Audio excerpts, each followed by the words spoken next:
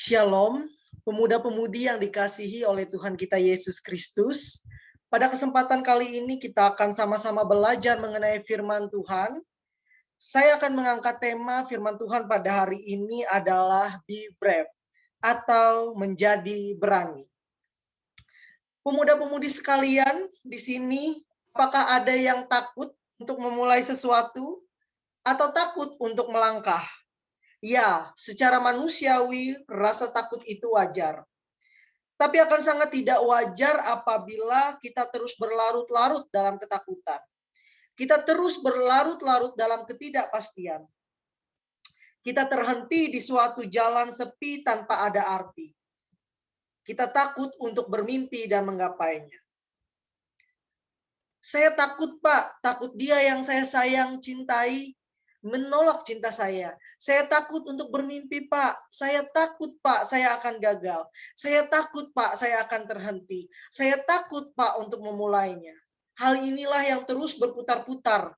Rasa takut itu sendiri.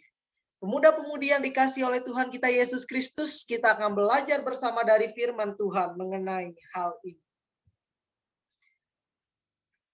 Pemuda-pemudi yang dikasihi oleh Tuhan, Yesaya 41 ayatnya yang ke-13 berkata demikian bunyinya, Aku ini Tuhan Allahmu memegang tangan kananmu dan berkata kepadamu, jangan takut, akulah yang menolong engkau. Amin untuk firman Tuhan. Pemuda-pemudi yang dikasihi oleh Tuhan, takut itu manusiawi. Ya, takut itu manusiawi. Secara alamiah manusia pasti dapat takut. Rasa itu muncul di dalam hati, pikiran, dan perbuatan kita. Akan tetapi, apabila ketakutan itu menghambat kehidupan kita terus-menerus, kita harus mengevaluasinya. Apakah yang terjadi di dalam kehidupan kita? Apabila kita tidak dapat bertumbuh karena ketakutan kita, kita harus membenahi dan memperbaikinya. Pemuda-pemudi yang dikasihi oleh Tuhan kita Yesus Kristus, banyak dari kita yang takut untuk melangkah. Poin yang pertama adalah takut untuk melangkah dan takut untuk memulai langkah tersebut. Keraguan-raguan akan membuat kita takut untuk melangkah. Kita khawatir untuk memulai sesuatu. Bagaimana bisa tugas dan pekerjaan kita selesai apabila kita takut untuk melangkah? Padahal masa muda adalah masa yang sangat produktif. Yang kedua adalah takut bermimpi. Ada banyak kalangan muda yang takut bermimpi. Padahal kita semua berhak untuk bermimpi. Kita semua berhak untuk berpengharapan. Kita takut menggapai mimpi-mimpi kita. Padahal mimpi kitalah yang membawa kita menjadi lebih baik.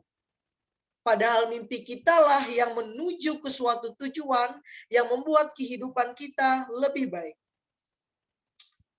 Poin yang ketiga adalah takut gagal. Kegagalan menyelimuti kehidupan kita. Akankah kita bisa mencapai keberhasilan tanpa memulainya? Bukankah saat gagal kita masih bisa memulai kembali? Pemuda-pemudi yang dikasihi oleh Tuhan kita Yesus Kristus, kita akan sama-sama belajar apa yang firman Tuhan katakan mengenai problematika kehidupan kita saat ini. Tuhan berkata, jangan takut. Pemuda-pemudi yang dikasihi oleh Tuhan kita Yesus Kristus, ada yang kenal dengan Beyonce.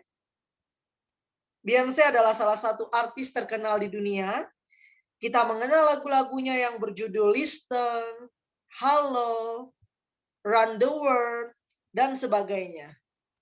Dia memenangkan banyak award atau penghargaan.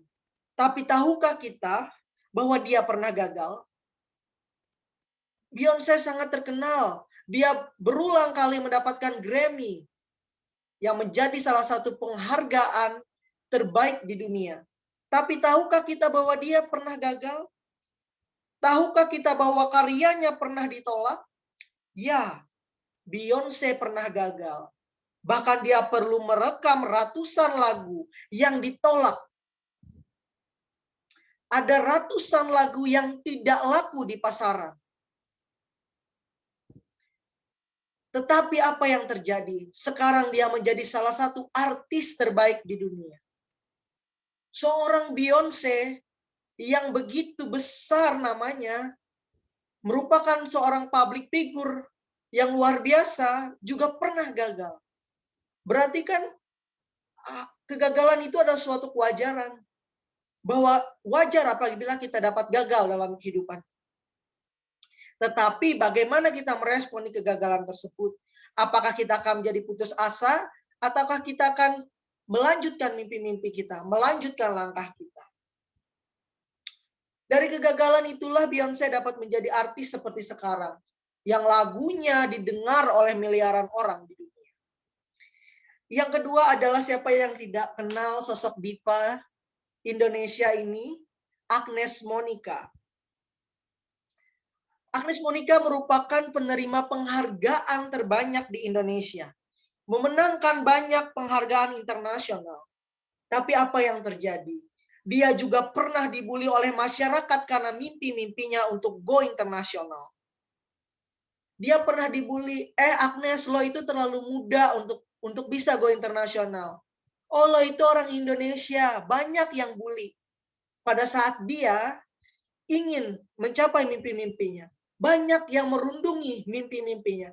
Banyak yang tidak percaya akan mimpi-mimpinya. Tetapi karena support dari keluarga dan kekuatan dari Tuhan, Agnes berani untuk menggapai mimpi-mimpinya. Agnes pernah berkata, dream, believe, and make it happen. Bermimpi, percaya, dan jadikan kenyataan. Kita harus berani bermimpi, agar kita dapat menjadi berkat bagi orang lain. Agnes Monica selalu berkata dalam setiap penghargaannya, bahwa ia berterima kasih kepada Tuhan Yesus Kristus, Tuhan dan Juru Selamat, karena berkatnya lah Agnes dapat menjadi artis yang luar biasa. Karena berkatnya bagi Agnes dan kita semua. Hal ini menunjukkan bahwa Tuhan menyertai umatnya agar tidak takut bermimpi. Amin. Katakan amin. Yang ketiga adalah Belva Delvara. Pemuda-pemudi yang dikasih oleh Tuhan kita Yesus Kristus pasti kenal salah satu anak muda yang hebat ini. Salah satu CEO Ruang Guru, dia memberanikan diri untuk memulai Ruang Guru atau aplikasi belajar online. Padahal pada saat itu ia masih sangat muda. Dengan modal keberanian, sekarang Ruang Guru sudah sangat membantu pendidikan di Indonesia. Karena seorang pengecut adalah orang yang tidak berani memulai. Belva Delvara berani memulai. Pemuda-pemudi yang dikasih oleh Tuhan kita Yesus Kristus, mari kita semua memulai langkah kita. Mari kita berjalan menggapai mimpi-mimpi kita. Seperti yang dikatakan Yesaya 41 ayat 13, jangan takut, akulah yang menolong engkau. Katakan pada kanan kirimu, jangan takut, Tuhan akan menolong kita. Mari mulai hidup kita dengan berani memulai, berani bermimpi, dan berani gagal. Tapi ingat satu hal, dalam menjalankan semua ini Tuhan berkata melalui Mazmur pasalnya yang ke-62 ayat 2-3, hanya dekat Allah saja aku tenang, daripadanya lah keselamatanku. Hanya dialah gunung batuku dan keselamatanku, kota bentengku. Aku tidak akan goyah, bahwa kita tetap harus bersandar kepada Allah. Keberanian kita haruslah berdasarkan firman dan kehendak. Di poin yang terakhir adalah jadikan itu kenyataan. Kita harus berani untuk memulai langkah-langkah kita. Berani bermimpi dan menggapai mimpi kita. Seperti Agnes berani bermimpi walaupun dibully. Ini semua karena kasih Tuhan dan support keluarga. Kita harus berani gagal karena kegagalan adalah tangga menuju keberhasilan. Dan yang ketiga adalah yang paling penting adalah jalankan semua ini dengan bersandar kepada Allah.